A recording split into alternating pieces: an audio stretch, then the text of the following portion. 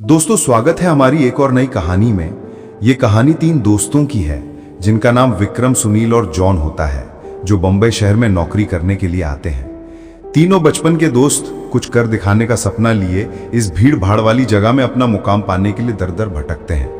उन्हें कोई भी रास्ता नजर नहीं आता। अपने छोटे से गांव में रहकर कॉलेज की पढ़ाई करने वाले सुनील और विक्रम ने कभी सोचा भी नहीं था कि सफलता पाने के लिए इतना दर्द झेलना पड़ता है। वहीं जॉन अपने पापा के बिजनेस में पहले से ही संघर्ष कर चुका था, जिस वजह से उसे इन सब चीजों की आदत सी हो गई थी। जॉन अच्छे से जानता था कि सफलता इतनी आसानी से नहीं मिलेगी, क्योंकि उसने अपने पापा को दिन रात मेहनत करते हुए देखा था। तभी तीनों को सुबह से भटकते भटकते शाम हो जाती है, लेकिन ना कोई नौकरी और ना ही कोई रहने का ठिकाना उनके हाथ लगता। तीनों मायूस होकर एक छोटे से होटल में खाना खाते हैं। दरअसल उनके पास कोई खास पैसे भी नहीं होते। वो तो सिर्फ अपनी एक दो दिन की व्यवस्था बनाकर निकले थे। उन्हें लगा था कि आते ही उनके साथ कोई चमत्कार होगा और उनको नौकरी मिल जाएगी। तीनों एक बिल्डिंग के पास पहुंच जाते हैं। कुछ देर बाद सभी बिल्डिंग के गेट के पास बैठ जाते हैं। एक दो घंटा बैठे हुए गुजर जाते हैं। तभी चौकीदार की नजर उन पर पड़ती है और वो जोर की आवाज में उन्हें डांटते हुए कहता है, कौन हो तुम लोग, यहाँ क्यों बैठे हो?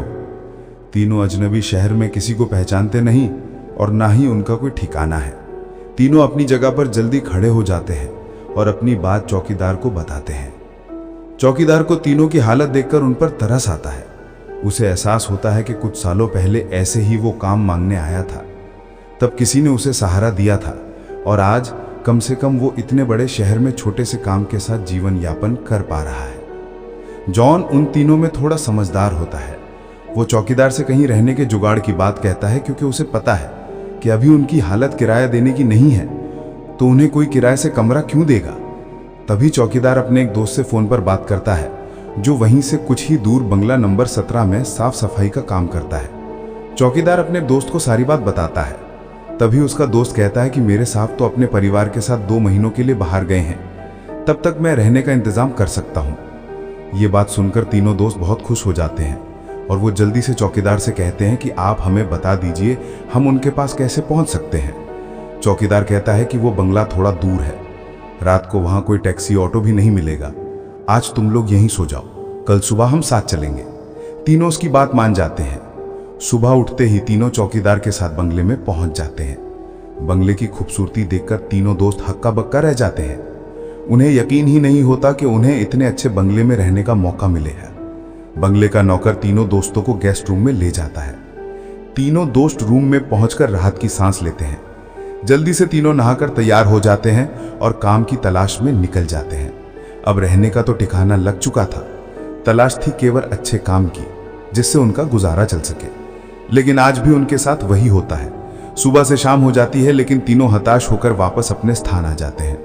नौकर तीनों के लिए खाने का इंतजाम करके रखता है, जिससे उन्हें बहुत ही राहत मिलती है। आज तीनों दोस्तों के लिए बंगले की पहली रात होती है। रात को 12 बजते ही अचानक विक्रम की नींद खुल जाती है और वो अपने आप को बंगले के तहखाने में पाता है, जहां पुराना सामान इकट्ठा करके रखा हुआ था। उसे समझ में नहीं आता कि वो यहां कैसे पहुंचा। तभी वो घबराहट में अपने दोस्तों को आवाज लगाता है, लेकिन किसी को कुछ सुनाई नहीं देता। तभी उसके कानों में सब कुछ सुनाई देना बंद हो जाता है और सिर्फ एक औरत के रोने की आवाज जाती है। विक्रम चिल्लाकर पूछता है, कहाँ हो तुम, क्यों रो रही हो? अगले ही पल विक्रम अपने बिस्तर में होता है। वो डर के कारण पसीने से लथपथ हो जाता है। वो अपने दोस्तों को जगाता है।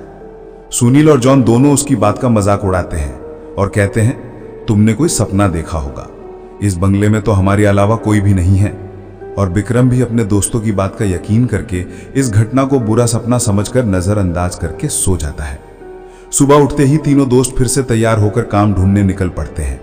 लेकिन जैसे ही वो बंगले के गेट से बाहर निकलते हैं, अचानक कोई औरत आकर विक्रम को चिट्ठी देती है, जिसमें लिखा होता है, तुम इस पते पर जाओ तो काम मिल जाएगा। और औरत अचानक भागते हुए उनकी नजरों से ओझल हो जाती है। तीनों दोस्त सोच में पड़ जाते हैं कि हमें काम की जरूरत है, ये इस औरत को कैसे पता। लेकिन तीनों को काम की बहुत जरूरत होती है। उन्हें लगता है कि भगवान ने उनकी मदद करने के लिए किसी को भेजा होगा और तीनों उसी दिशा में आगे निकल जाते हैं जहां का पता उस कागज में लिखा होता है। यहां पहुंचते ही उन्हें एक बहुत बड़ी बिल्डिंग दिखाई देती है। दरअसल ये बहुत बड़ी कंपनी होती है और तीनों कंपनी के गेट पर पहुंचते हैं और वहां के सिक्योरिटी गार्ड को चिट्ठी दिखाते हैं। सिक्योरिटी गार्ड चिट्ठी नियुक्ति विभाग के पास भेज देता है और जैसे ही प्रबंधक को वो चिट्ठी मिलती है तो उसमें उसके मालिक का हस्ताक्षर होता है। वो उन तीनों से पूछता है, आप हमारे मालिक को कैसे जानते हैं? तभी विक्रम जवाब देते हुए कहता है, मैं तुम्हारे बॉस का दोस्त हूं। अब प्रबंधक के पास उनको काम न देने के अलावा कोई विकल्प नहीं होता। कंपनी के मालिक का हस्ताक्षर जो उस चिट्ठी पर मौजूद था। कंपनी के मालिक 7 दिनों की ट्रिप पर विदेशी कंपनियों के दौरे में थे और उस बीच उनसे कोई संपर्क नहीं था। इसलिए प्रबंधक ने उन तीनों को काम पर रख लिया और अपने साथ उन्हें काम की जगह दिखाने ले गया। लेकिन विक्रम अचानक ही दूसरे रास्ते की तरफ मुड़ जाता है और वो सीधे बॉस के चेंबर के सामने पहुंचता है और दरवाजे के ताले को पासवर्ड से खोल देता है। कंपनी का प्रबंधक ये देखकर के आश्चर्यचकित रह जाता है। उसे यकीन ही नहीं होता कि जो पासवर्ड केवल कंपनी के मालिक को पता है, वो इसे कैसे पता चला।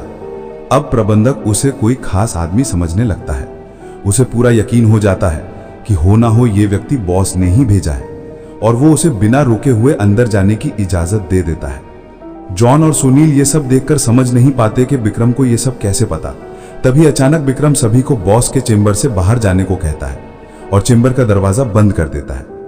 कुछ ही घंटों के बाद प्रबंधक को बॉस का फोन आता है और बॉस प्रबंधक से पूछता है कि मेरे कंप्यूटर को किसी ने इस्तेमाल किया था। तभी प्रबंधक सारी बात बता देता है। बॉस गुस्से में मैनेजर को बोलता है, जल्दी से जाओ और उसे रोको, नहीं तो मैं बर्बाद हो जाऊंगा। और जैसे ही प्रबंधक चेंबर का दरवाजा खोलता है तो वो देखता है कि विक्रम बेहोश पड़ा है। प्रबंधक अपने सुरक्षा कर्मियों से उसे उठाने को कहता है और कुर्सी पर वापस बैठाता है। तभी विक्रम को होश आता है। प्रबंधक गुस्से में विक्रम को बोलता है, तुमने क्या किया? मेरे बॉस बहुत नाराज हैं। लेकिन विक्रम को कुछ याद नहीं कि वो अपने बंगले के गेट से यहां तक कैसे आया है। दरअसल वो बंगला पहले उसी बॉस का होता है और बॉस ने बंगले को अपने ऑफिस की एक लड़की के लिए खरीदा था और कभी कभी साथ रहता था, जो कि उसके कंपनी में काम करती थी। बॉस पहले से ही शादीशुदा था और ये बात अच्छे से जानता था कि एक ना एक दिन वो लड़की उसके लिए खतरा बन सकती है। इसलिए वो उसकी निजी अश्लील वीडियो रिकॉर्ड कर लेता है और जब एक दिन लड़की को ये बात पता चलती है तो दोनों में खींचातानी करते हुए लड़की के सर में चोट लग जाती है और वो दम तोड़ देती है।